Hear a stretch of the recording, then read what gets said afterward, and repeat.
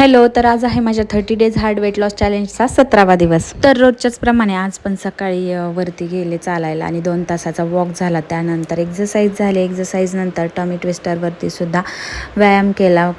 Tummy ट्विस्टरमुळे छान पोटाला stretch मिळतो. त्याच्यानंतर गरम पाण्यात लिंबू घेतलं. त्यानंतर 1 कप ग्रीन टी घेतली आणि दुपारी लंचच्या अगोदर पण 1 कप ग्रीन टी घेते. सध्या कालपासूनच स्टार्ट केलं कारण थोडंसं हार्ड करायचं. त्यानंतर लंच घेतला.